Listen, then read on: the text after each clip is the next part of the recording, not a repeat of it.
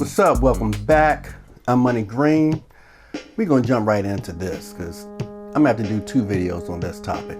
So, when last we met, Alex Thomas, the comedian, blasted Corey Holcomb talking about he got a crew, he got his family. Some people wanted to get at Corey.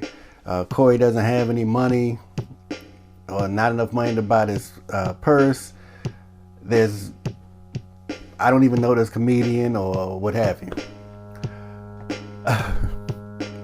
Now, we all know that Alex Thomas knows who Corey Holcomb is. He's been known that, for real. And then Corey said he had text messages. We ain't even got to get into that, for real. We know Alex Thomas. Comedians know comedians, especially the higher up comedians. Now, what I was hoping was that what Alex was trying to say was, I'm not familiar with Corey's material because I don't watch other comedians do work. And that would make sense because I know TK Kirkland and a lot of other comedians, I believe Earthquake is one, said I don't go around and watching other comedians because I don't want anybody to try to influence my show or to accidentally influence my show and my jokes. So no, I don't watch other people. That's what I was hoping he was saying. You know what I'm saying? And he was trying to say it in a way to try to put Corey down. But we all, come on now. So no one's falling for that he didn't know who Corey Holcomb was. But Corey came back. And let's get a little purse thing out of the way. Corey said, yeah, he was trying to buy one of he and his wife's pocketbooks for somebody. And he didn't want to pay full price. So he asked Alex Thomas, you know what I'm saying, if he can get the hookup or a discount or half price or whatever. All right, that's no big deal. You know what I'm saying? It's all that silliness. We can get that out the way. Now let's get down to it. Corey then found another raccoon. First we only had 1 raccoon. Now there's a family of 2 raccoons. So at first we had the gooey raccoon. And we all know 5150 when Zoe and Aries Spears went at it. Or, well, yeah, maybe Zoe just went at Aries, or I don't know, however you want to word it. But now we got the Alex Thomas raccoon. I believe it's the fruit booty raccoon. If you don't know what a fruit booty is, then you keep up with Corey, you'll figure it out. Because he has many terms and he'll explain everything to you. The fruit booty raccoon. He said he also has the things in his eyes like Aries or whatever, but it's a little different raccoon in this case. And then he had the raccoon picture up. Now I'm going to tell you something. Tell Corey something. That special report is the bomb. That could easily be separate from the regular show. If Corey does a special report once a week, like 3 days after the show or 3 days before the show, something like that, something in between each 5150 show, that would be the bomb. Only maybe 5, 10, 15 minutes. That segment was the bomb. Corey started off the show, special report, and he didn't blast Alex Thomas. He didn't destroy Alex Thomas. He pretty much toyed with him. Like, there's, basically saying there's really nothing here for me to do.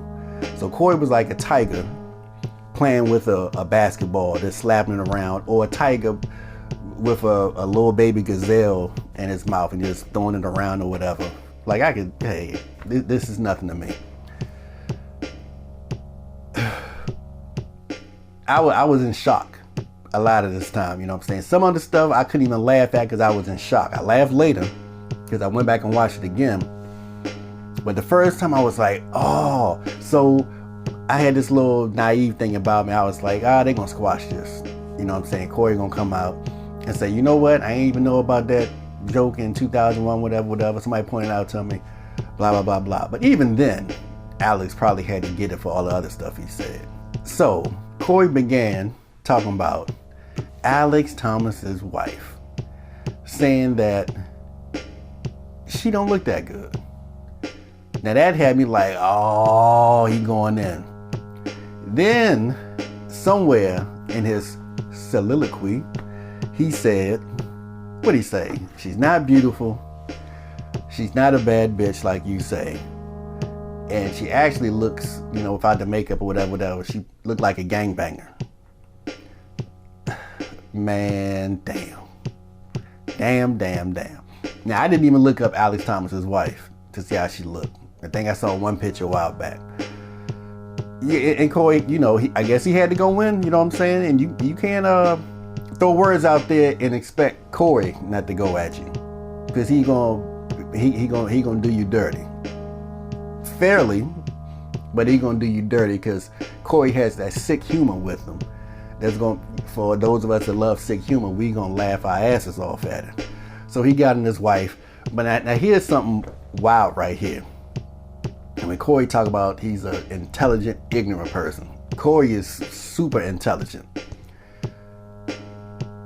Alex Thomas said he was getting head from his wife when somebody called him and told him, when his boy called him and told him that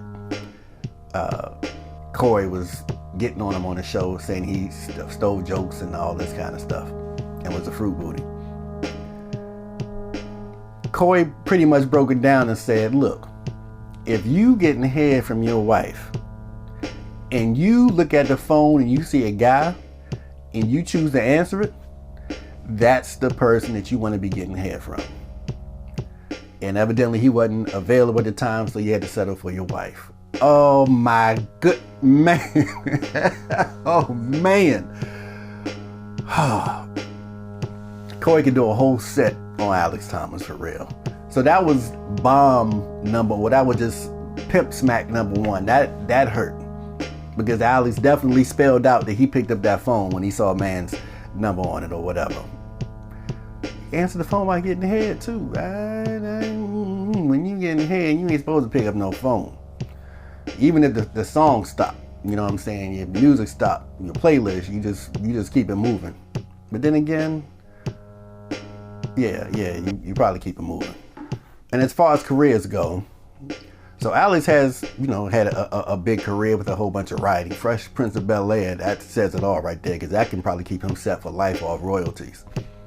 But Corey goes in and says Alex never was the lead in the movie. Alex was never the main person in the movie. He wasn't even the second person in the movie. Probably wasn't even the third person in the movie. He was down there in the fourth, fifth, or sixth character in the movie. So he really wasn't that important when it comes to being on screen. That's true. Nothing real funny there. That's just the truth. That's just spitting 5150 facts. And that raccoon picture in the background while he's doing all this. And then the picture of Jussie Smollett going back and forth with the raccoon. Oh my goodness, man. Corey didn't even have to rehearse this. Corey didn't have to write all this out. Corey just brilliant like that in his head, where he can just come off the dome with all this stuff for real. Then he looks into the camera and says, Alex, you gonna honestly sit there and say you never gave a man head? You never slept with a man before? He's questioning Alex, like straight up, come on now, you gonna seriously sit here and say this? Are you seriously gonna sit here and say male DNA has never entered your esophagus? Oh, I would love to see Alex's face when all this was going on. I wanted to see Alex when he watched this. And then Corey says, Alex, just come out and admit what you do with men, because you keeping everything a secret is unfair to the men or to the man that you're with. He said it's unfair for you to spend intimate time with this man or these men and then come out and act like you don't. 5150. I'm telling you, Corey just played with that toy, and like a tiger, I said, smacking around the little baby gazelle or whatever. Corey went in, and one thing's Corey right about, he's definitely the better comedian. He'll pack the house more than Alex will. Alex had that family-friendly comedy, and Corey has the grown person comedy for real, the real man comedy. And it's not much to say here. Hopefully, Alex doesn't even try to come back, because Corey was just playing around.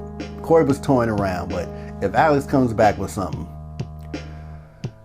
Corey may go in and come out with something even rougher, something more brutal. So instead of all the toying around, he may really get into him with some harder facts. So hopefully it's done.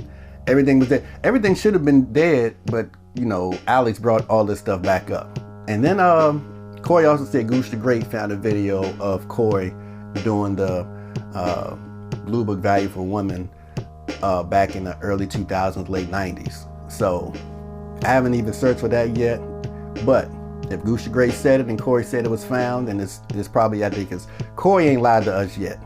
You know what I'm saying? He jokes about it, a whole bunch of people being gay here and there, but he hasn't lied to us yet.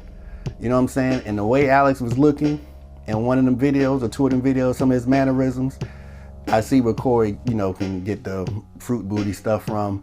So hopefully everything is squashed, things stay the way they are, and we can just live off that infamous special report that Corey did, man, because that thing is funny. I'm gonna go watch it again in a few minutes. Nevertheless, I'm Money Green.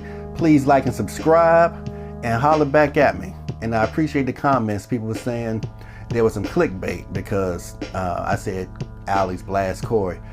Well, when you come at somebody hard verbally, that's putting somebody on blast. So that's what I meant by that. And you came pretty hard talking about something I could have got you touched. You know gangsters out in Chicago, but you're not in Chicago, you in LA, where my crew is, where my gangsters are, so watch yourself. That's hard. That's blasting somebody. You know what I'm saying? So please like and subscribe. Money Green. Talk to me. Make money, money, go shopping. Soon another video will be dropping.